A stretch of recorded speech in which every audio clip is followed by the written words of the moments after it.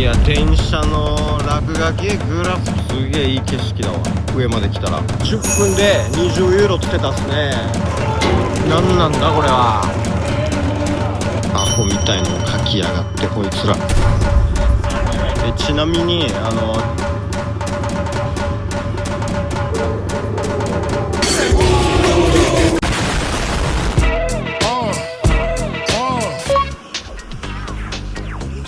いや、電車の落書きグラフィティすげえからもう。はい、じゃあ着いたよ。モナスティラキティキラ広場。じ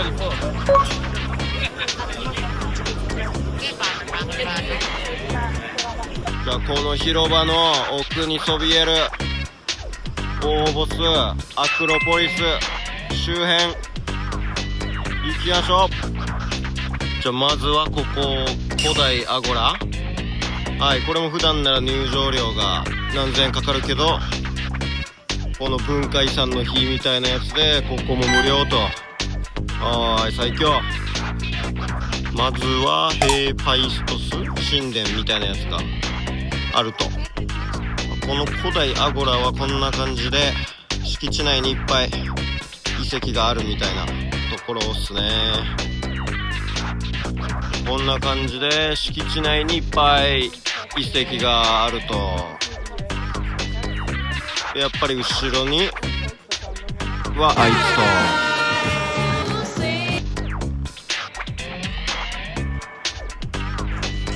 と。で次にこれがアッタロスの柱廊下っていうやつ。これ多分復元だろうね。2階も屋根裏っぽくなってると。どうしてこうなったんかね。こいつよく見たらなんかついてるね。まあ普段有料だったら来る必要あんのか。じゃあまた道なき道を進んで着いたよ。はい、あれをパゴスアクロポリスのすぐ隣にある小高い丘みたいなところ。アクロポリス側よりその反対の街側の景色が、おーすげえ。昨日の丘よりかは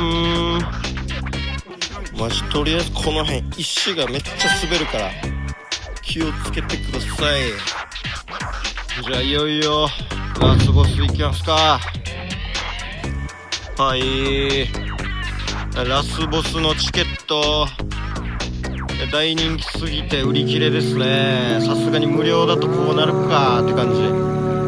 はい、もう明日金払ってもう一回行きます。でこの辺はアクロポリスのすぐ下にあるプラカっていうにぎわいスポットみたい。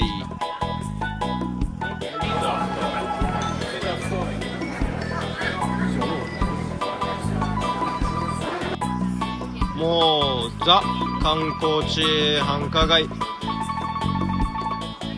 で、この通りがアドリアヌ通りって言ってプラカの一番有名な通りみたい。なんか歴史的な建物と店いっぱいみたいな。まあ建物も綺麗で雰囲気もいいよ。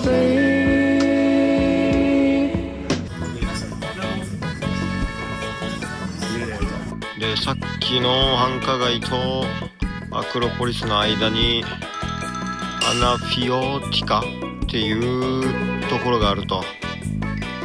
なんか白塗りの住宅が特徴的なエリアってとこですけど、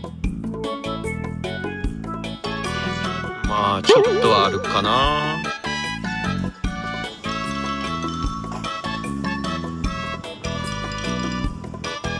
ちょっとスラム感も感じるけどね。いやいや、こんな落書きしちゃもう台無しやろ。たいのを書きやがってこいつら。もう後半グラフィティの嵐やで。はい、もうただの、はい、グラフィティエリア。は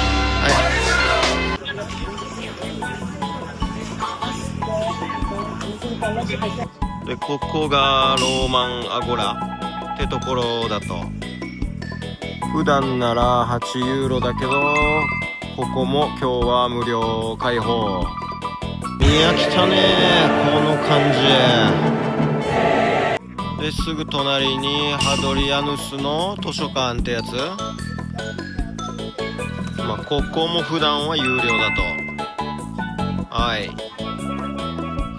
いや、まあ近くで見たらくっそいかつい図書館。まあさっきのとこよりはマシかな。奥の方なんか結構すごいのがあるよ。これは図書館じゃなくて教会跡地みたい。全然図書館よりやばいんだけど、これは普段有料ならどうだろうぐらい。来てもまあいいかなーって感じ。まあ結局外から見えるけどね、柵ぐらいから。見てるみんな見てるよ。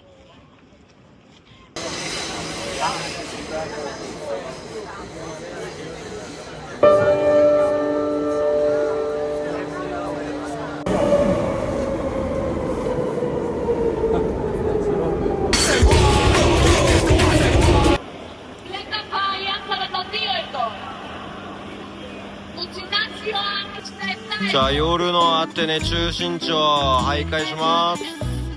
まずはシンタグマ広場からで、なんか向かいの無名選手の墓の目の前でなんかやってると。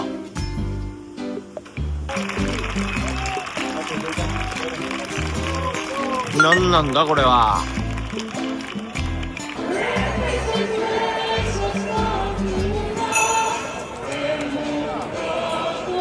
で、シンタグマ広場からモナスティラキ広場までの通りはなんかこんな感じで、賑わってるね。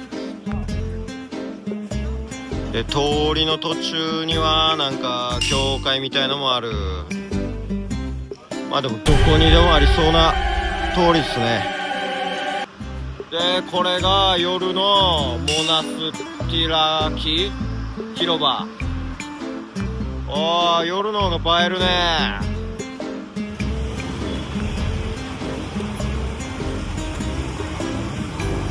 で、次モナスティラキ広場のすぐ隣になんか夜が盛り上がってるっていうエリアがあるみたいなんで、ちょっと行きます。まあバーやらパブやらがまあ集結してるエリアみたいです。で、エリアの中心にはなんか野外ビアガーデンみたいになってる公園もあるよ。もうこの辺一帯の通りは全部そんな感じっすね。まあギリシャ一夜の雰囲気はいいんじゃないかここで。なんか10月でもないのにハロウィンが開催されてるとね。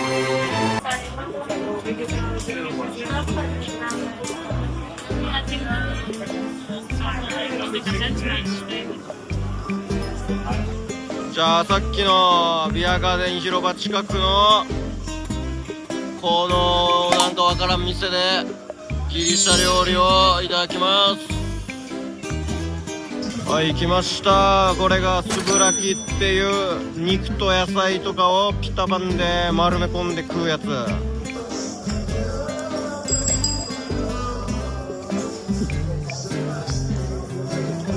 まいけど食べにくさ100。まあこれは中に肉とトマトとコールスローとなんかフライドポテトが入ってたっすね。でそれをこのピタパンで丸めるって感じ、ロールしてる感じで。でこの飯とミソスっていうギリシャで一番人気あるビール、これもいきます。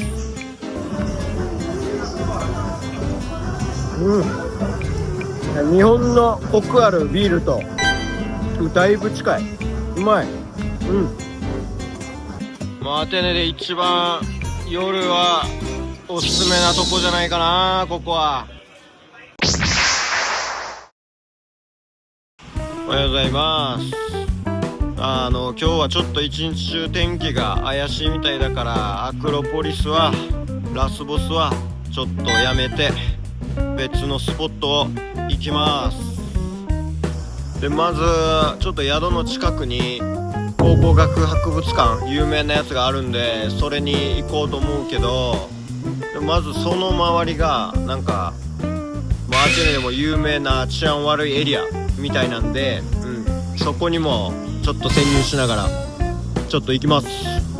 はい。もうこの辺そのエリアなんですけど、博物館の裏側エクサルヒアってとこっすね。調べたところアテネで一番治安悪いって言われてるみたいです。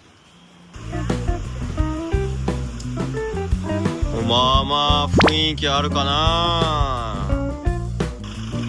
なんか謎に封鎖された公園もあると。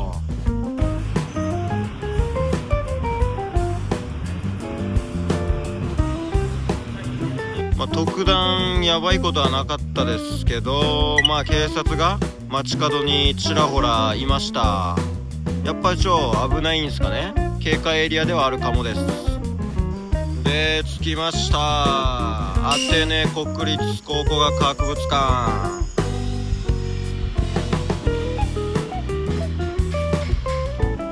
入っていく。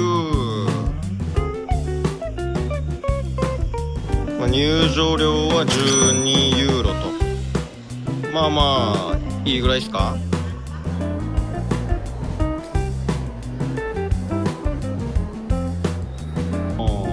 太陽の塔も先取りしてたと。顔パンパンと苔顔で、お得意の彫刻エリア。よう見ると先頭のやつは馬人。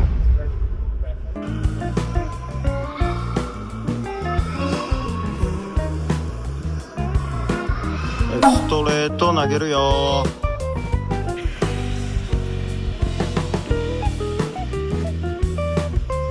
これドンパッチのモデルだね。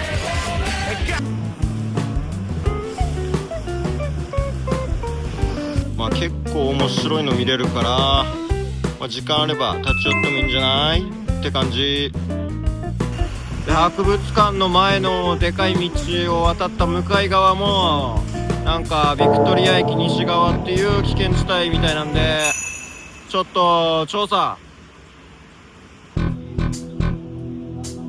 で、ビクトリア駅西口出たらすぐ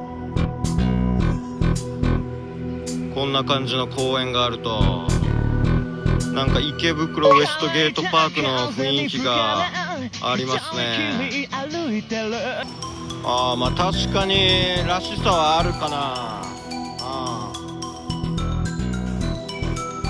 ほんでこの辺は、夕方とか夜ぐらいからは売春街としてにぎわうみたいですね。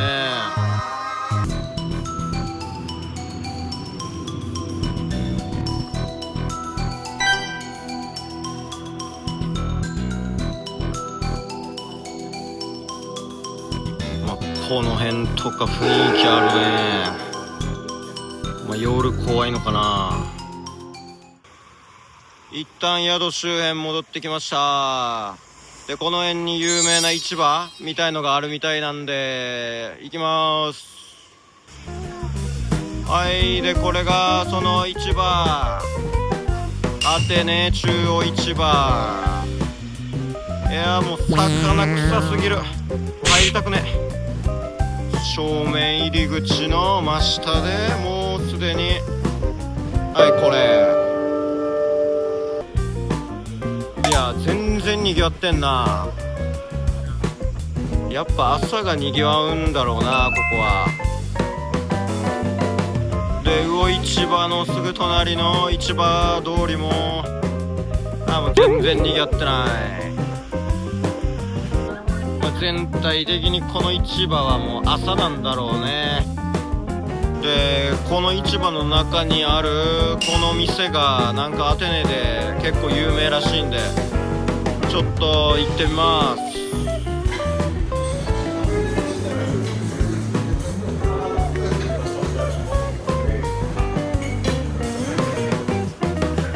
お、Okay. Okay. Make you これ some vinegar garlic. はい、これがパスタスープ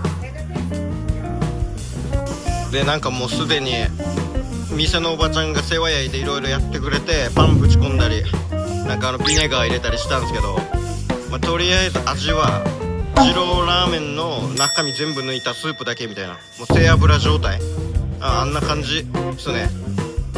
全然、うまいとは言えない。はい、パンなかったら単なる味薄い獣汁、でこのパツァスはなんか豚の腸とかを煮込んだもつ煮込みスープみたいで、ギリシャでだいぶ有名だというやつみたいです。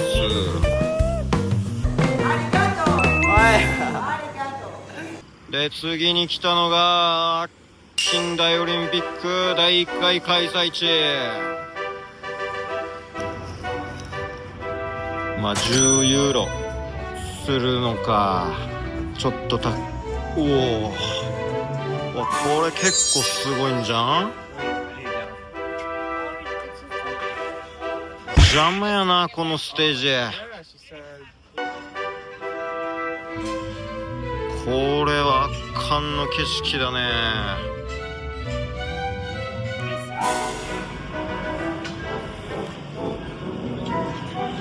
1896年にこの第1回って言ってたから130年ぐらい前か。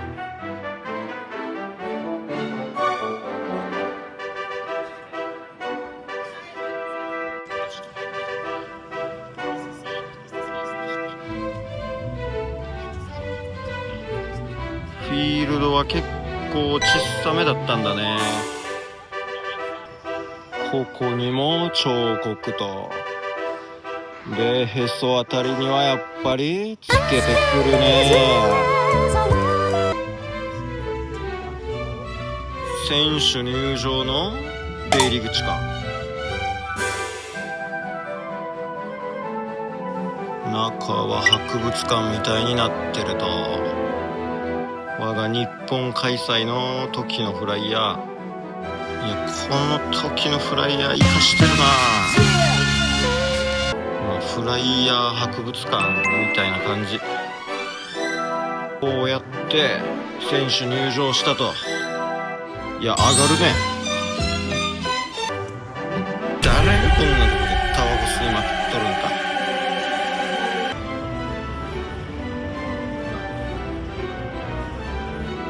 でやっぱり最後はあいつが見えるような仕様になってると。いや今んとこ一番満足度高い。おすすめです。ゴキブリは世界共通だね。フィリス通り、ギリシャ随一の歓楽街で通り周辺にかなりの数の売春宿が点在する。その数の多さはさすがデュレックス社調べによる年間成回数世界一のギリシャといったところ。しかしこの場所は昼間に訪れた危険地帯ビクトリア駅西口のエリアに存在するため、治安最悪の歓楽街でもあるのだ。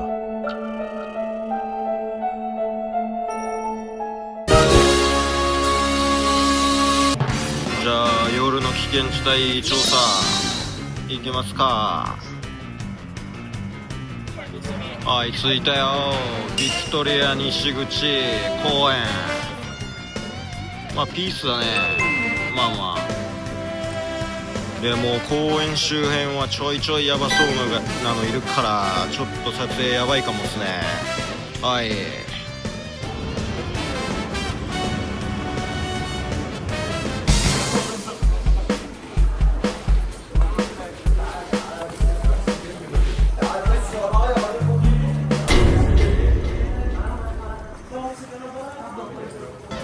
声を出して撮影できるような環境じゃなかったんで、ナレーションにて解説します。はい、まずご覧の通り雰囲気は最悪、まるで世紀末で、建物の出入り口付近にランプが灯っていたらそれは売春宿という目印です。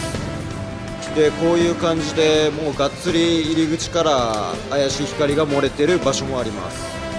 お店はおばちゃんが仕切ってて、そのおばちゃんが女性を一人一人紹介してきます。何店舗か見て回ったんですが、女性は1店舗につき 2,3 人ほどいて、年齢層は20代から40代と幅広。意外にもギリシャ人女性は少なく、見かけたのは2人ぐらいで、南韓国人女性やコロンビア人女性がちらほらいて謎でした。以上です。まあ道にいたおっさんが、10分20ユーロって言ってました。まあ10分で何ができんねんっていう話ですけどね。まあそんな感じみたいです。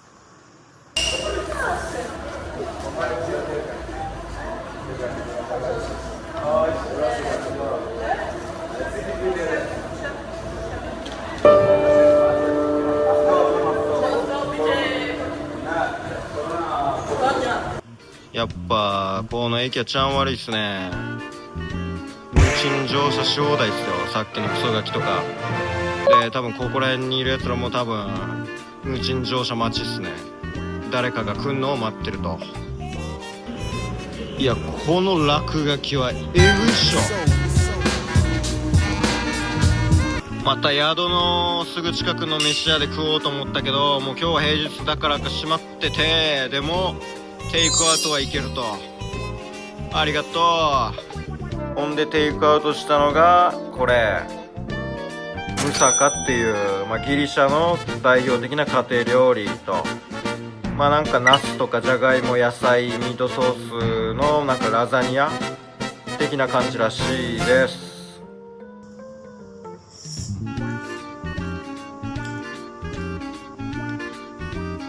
普通にナスのグラタン。もうそれだけ。じゃあいよいよ最後ラスボス行くか。迫ってきたよ。入り口はここか。ほんで入ってきたよ。30ユーロですね、アクロポリス入場料は今で。ちなみにチケット事前予約オンラインでやったらもう1ミリも並ばずにスムーズに行けた感じです。でけえな、近くから見たら。で東口から入場したらまず先に出るのはデュオなんとか劇場と。だいぶぶっ壊れてるねこれ。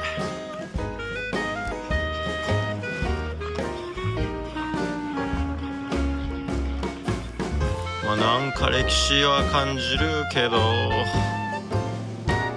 後ろのあいつが目立つな。やっぱ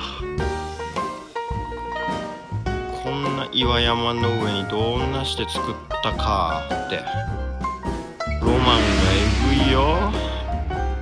で次になんか現れてくんのがなんちゃら音楽堂。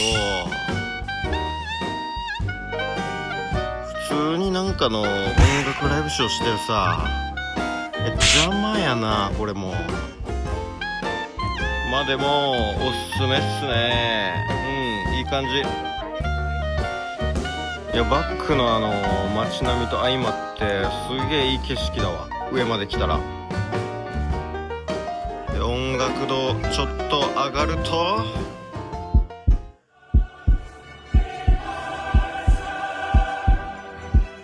ラスボス。いやこれは古代のロマン感じざるを得ない。ついに天空へ。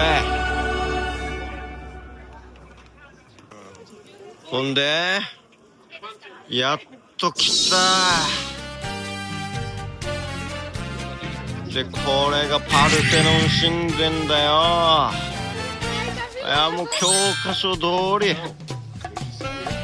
いやくっそでっかい。やっぱこれがアテネで一番だわ。こんなもん作ったんか、何千年前に。で裏側はちょっとぶっ壊れてるから工事中みたいな。でここは群抜いて高台だからマジで景色がえぐい。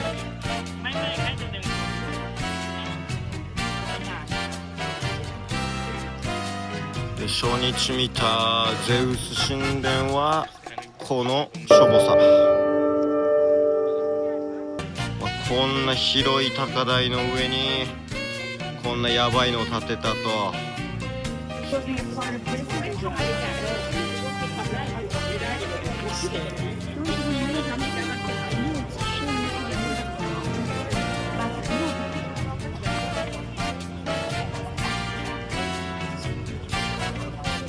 はい、もう言葉はなし、文句なし、以上。なんかこんなエレベーターもあるんだね。インチキ。ほんで次にアクロポリスの隣にあるアクロポリス博物館潜入。はい入場。おくっそ広いなここ。結構新しめの博物館みたいだからすげえ綺麗だ。で入場料は20ユーロと、そこそこじゃないかな。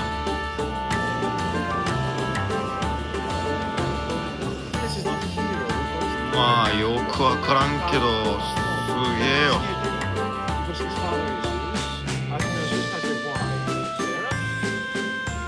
いやすげえ数あるわここ。でやっぱ新しい博物館だから並べ方がおしゃれだね。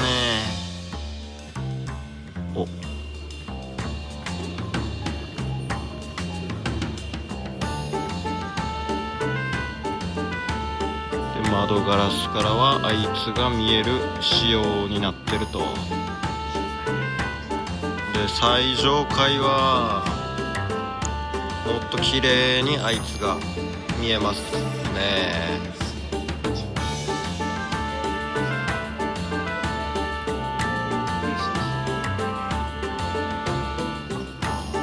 これは無理やり感あるでしょ。で地下結構なんかすげえのがあるな。で一回博物館出てまた同じチケットでそのアンダーグラウンドの世界へ行けると。で同じチケットで入って、ほんでこの博物館はあえてこの一石の上に作ったみたいな、らしいですよ。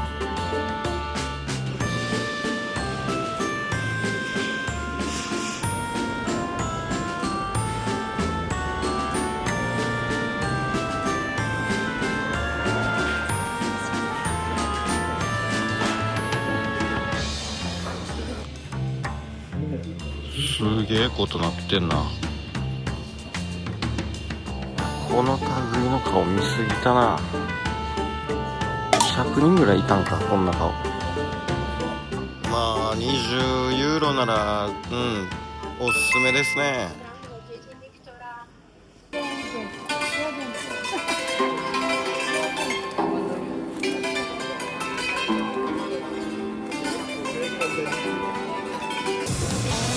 帰りは鉄道で新宅間広場から空港まで10ユーロ。